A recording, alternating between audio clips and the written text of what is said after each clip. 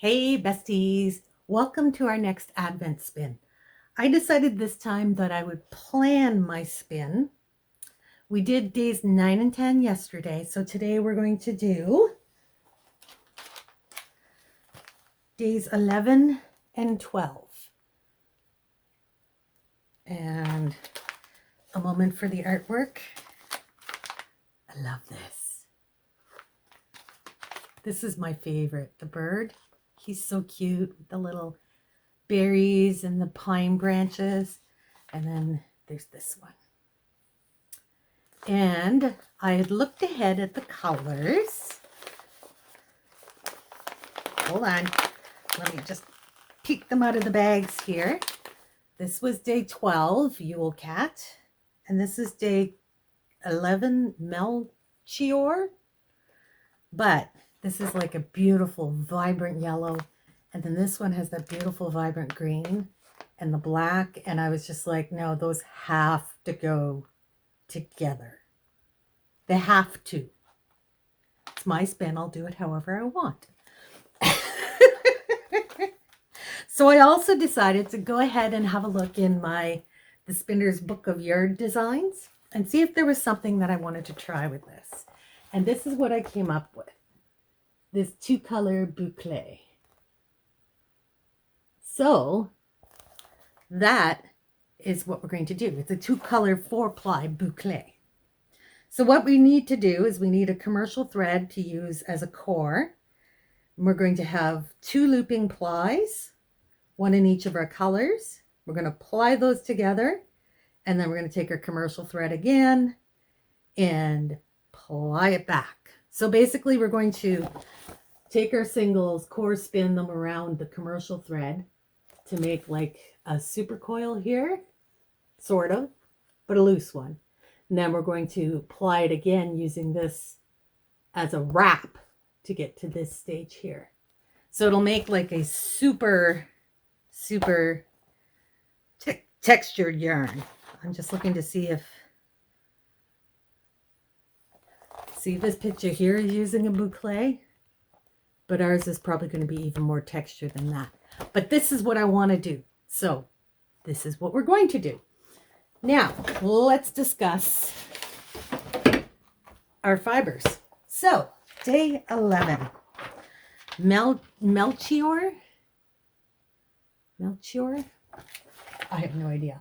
But it is this beautiful yellow fiber. So, let's read about this. You may recognize the name, but do you know who Melchior was? I don't even recognize the name. Quite a lot of us probably sang hymns about him growing up, though the main hymn involving him and his fellow travelers doesn't actually mention him by name. He's been known as a few things. The king of Persia, one of the 3 magi, but we most commonly know him as one of the 3 wise men who gave baby Jesus the gift of gold. See, I'm learning something new. So naturally, it made sense for us to create a gold-based blend inspired by his gift. For this blend, we wanted to throw subtlety to the wind and use lots of yellow and gold shades without adding any sparkle or sheen. Instead, aiming for a lightly textured, mostly solid shade. I'd say that they got there. We started out with Punta Arenas for its soft, springy handle and bright color. To this, we added merino in shades Sunset, Buttercup, and Antique, all colors that we've used to represent gold in the past, combined to make a bold shade which would dilute nicely in the Punta Arenas. Finally, we decided to blend in some Sari Silk Honeycomb for texture. You can really see it on this side. And a very subtle silk sheen. This recycled fiber often has hints of other bright shades in it, which help to add a little depth to the blend. And you can see that there's some little hits of green in there, some little threads and whatnot. There's a little bit of orange in there. It's very pretty. So that's Melchior. I'm going to call him a wise man. And then let's have a good look at day 12, which is Yule Cat. so pretty. Oh, yeah, we did discuss the fiber content. Okay, so Yule Cat. Look at this. Look it. That's so gorgeous. Yesterday we looked at a character who gave things to a baby. Today we're looking at one who threatens to eat people.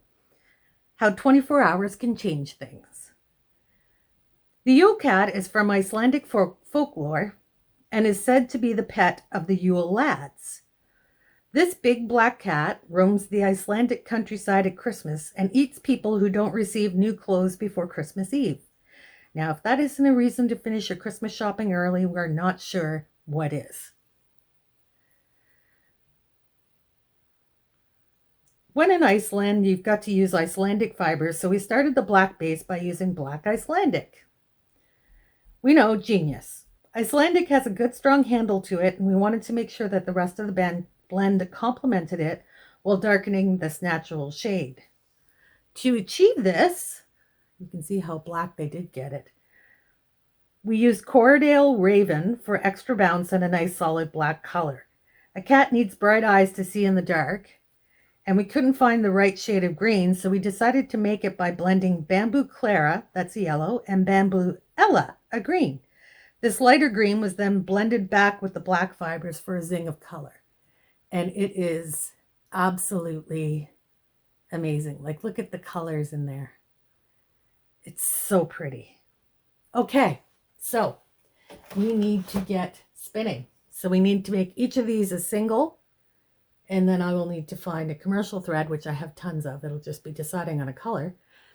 And we will make a boucle. Well, let's get spinning.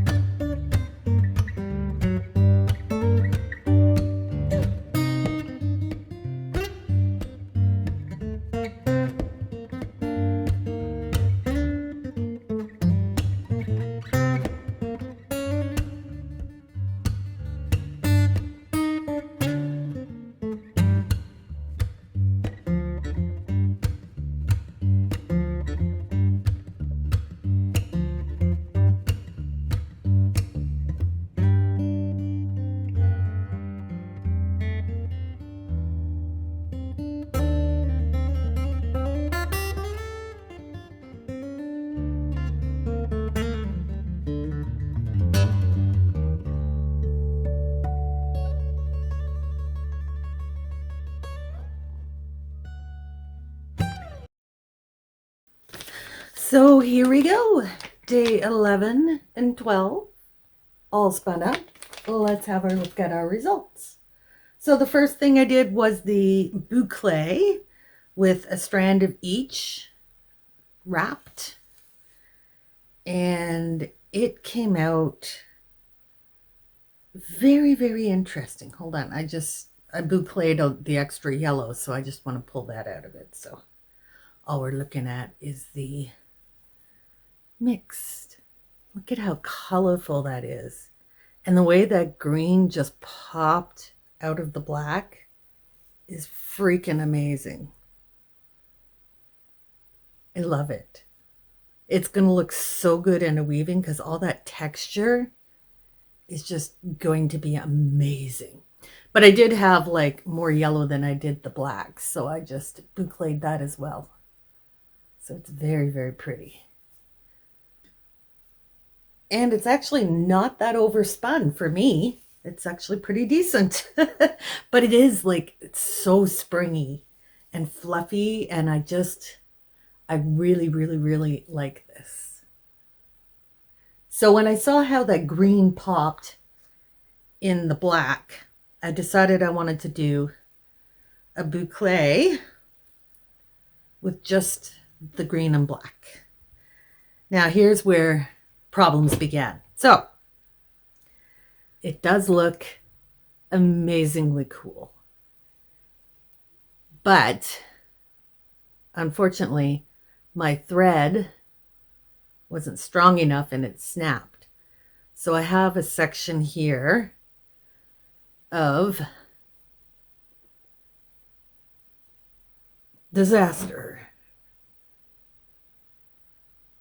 but I'm not worried about it. When I get to weaving it, I'll either cut it out or I'll find a way to weave it in, because there's some of the disaster. But overall, I think the boucle has such an amazing color cast to it. Considering that there wasn't that much green in it, it really, really showcases the green. So that was the other half of the, what was it? The Yule Cat. Yes, the Yule Cat. So don't mind the mess. I will fix that later. So that left me with the half of the Melchior. Yeah, the wise man. So I love doing super coils. Love it. I find it very, very, very soothing. So I did this up in a super coil. Now look how that gold is so gorgeous. It just, I love it. And I love super coils. Of course I do. I love texture. But I've found the trick to spinning them, and now I just love to go and do super coils. Now, in the normal world, if you're knitting or crocheting, super coils don't give you a whole lot of yardage, obviously, because you're wrapping the core thread so much. And this is actually not that badly overspun for a super coil. But when you're weaving, because each pass is just like a length of your yarn, you get so much more yardage with it. So I figured I would do some super coils for the weaving. All right. So that was day 11 and 12. Did we use 13 already? We used day 14. So this must be 13. Okay. So we only have one more day left to spin. Here is our days 11 and 12. They're just so fun and textured. So I hope you enjoyed this somewhat disastrous, somewhat successful experiment. And join me in the next one where we're going to spin day 14. And I already have a plan for that because I looked ahead at the roving and went, oh, I know what I want to do with this. I'm so excited. All right. I'll see you in the next one, guys. Bye.